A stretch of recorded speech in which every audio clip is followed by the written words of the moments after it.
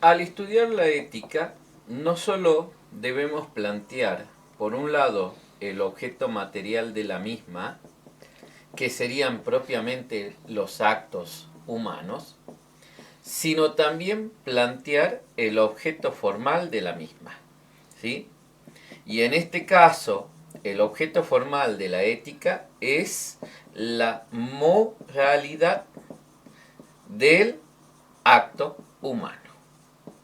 Es decir, ¿sí? Vamos a decirlo de otra forma, más fácil, más entendible, es el juicio sobre la bondad o maldad de un acto humano. Y entonces nosotros ahora vamos a analizar más propiamente este objeto formal de la ética. Y para poder emitir, ¿sí?, el juicio, y vamos a arrancar de nuevo, dijimos que el objeto formal de la ética es la moralidad del acto humano, ¿sí?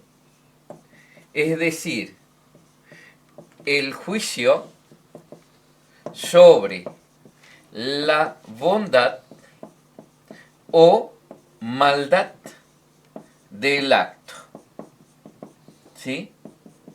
Ahora bien, para poder analizar esta moralidad, este juicio sobre la bondad o maldad, nosotros vamos a tener en cuenta los tres aspectos que intervienen en la moralidad.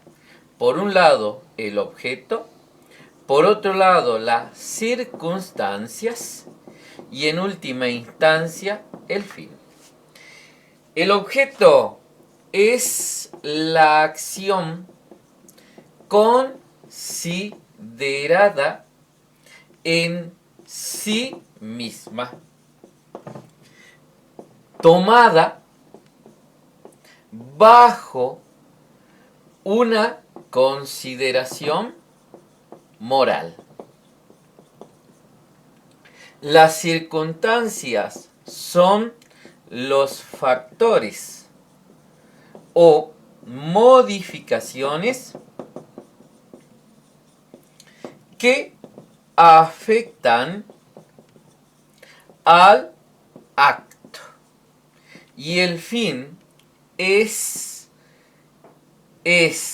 la intención que tiene el hombre o la persona al realizar el acto, ¿sí?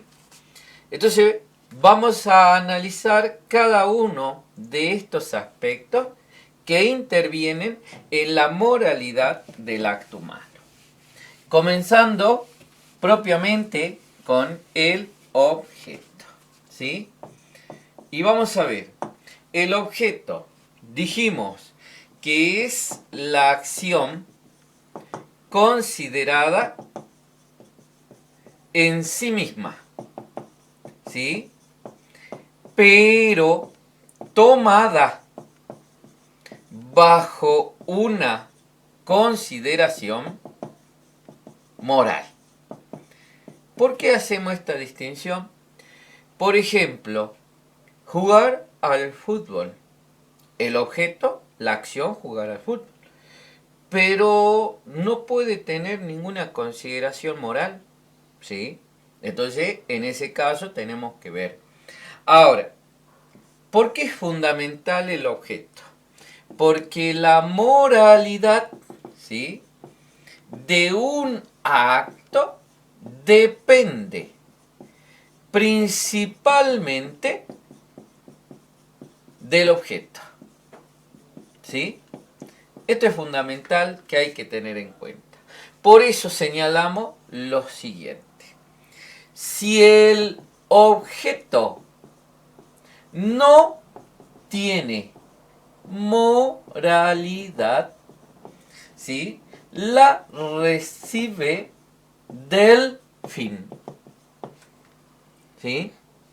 Ahora, si el objeto es indiferente, la moralidad la recibe de las circunstancias y el fin. Ejemplo, domingo voy a jugar al fútbol, ¿sí? Es una acción, pero no puede ser considerada bajo el aspecto moral. Es un objeto indiferente, pero puede recibir la moralidad de la circunstancia del fin, en el sentido de que, supongamos que es sábado, pero tengo que ayudar en mi casa a mi padre, a mi madre, y en ese caso recibe la moralidad de la circunstancia y del fin, ¿sí? Pero también puede ser del fin propiamente dicho. Vamos a ver que el otro elemento, el otro aspecto que incide en la moralidad son las circunstancias. Y en este caso dijimos que son los factores o modificaciones que afectan al acto humano, ¿sí? De ahí que, en este sentido, las circunstancias nos van a llevar a tener en cuenta ciertos aspectos, que lo vamos a plantear en especie de preguntas. Por ejemplo, ¿quién realizó el acto? Por ejemplo, la mentira. El acto sería la mentira. ¿Quién realizó? ¿Quién mintió?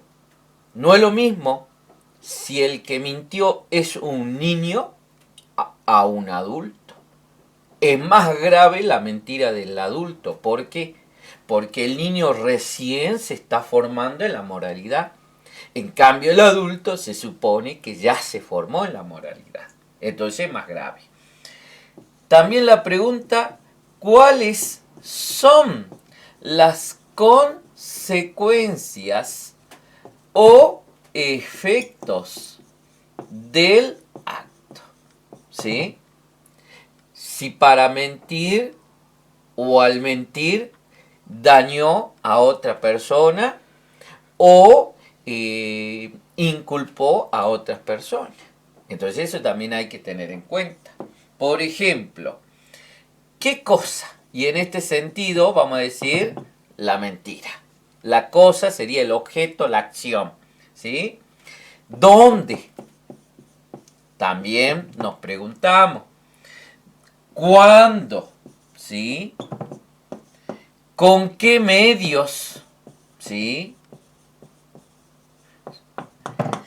También, ¿cómo? ¿Sí? Este cómo tiene que ver de la manera en que se realizó la mentira. Por ejemplo, si fue planificada, si ya planificó con anticipación el mentir, o si simplemente en el momento mintió. ¿Dónde? Es decir, supongamos en la casa, tal vez afuera de la casa, cuando el momento tiene que ver con el que se ha mentido, los medios que usó para mentir, supongamos, mandó un mensaje a través de celular, ¿sí? ¿Estamos? Entonces eso tenemos que tener en cuenta. Por eso las circunstancias son factores que pueden modificar y afectar al acto humano. Y por última instancia, nosotros vamos a tener en cuenta el fin. Dijimos que el fin es el motivo, ¿sí? La intención por el cual el hombre realiza una acción, ¿sí? De ahí que vamos a ver una cuestión, el fin puede coincidir o no con el objeto. Un ejemplo, una persona que va a caminar al campo. ¿Cuál es el objeto? Caminar en el campo. ¿Cuál es el fin? Recuperar la salud, supongamos. o el esparcimiento. ¿Ve? El objeto no coincide. Ahora, una persona que toma bebidas alcohólicas simplemente por el simple hecho de emborracharse. En ese caso, el objeto y el fin coinciden, ¿sí? Ahora, vamos a ver que si el fin es bueno, le agrega, ¿sí?, nueva bondad, ¿sí?, al objeto bueno. Ahora, si el fin es malo, envicia el objeto. Si el fin convierte, el fin, vamos a decir, el fin bueno, no convierte en bueno a un objeto malo, ¿sí? Y por último, el fin bueno convierte a un objeto indiferente en bueno, ¿sí? ¿Qué quiero decir con esto? Supongamos, en este caso, ayudo a un compañero a estudiar, ¿sí? Objeto, el estudio. Fin, ayudar. Entonces hace que el objeto tenga una nueva bondad mucho más amplia, ¿sí?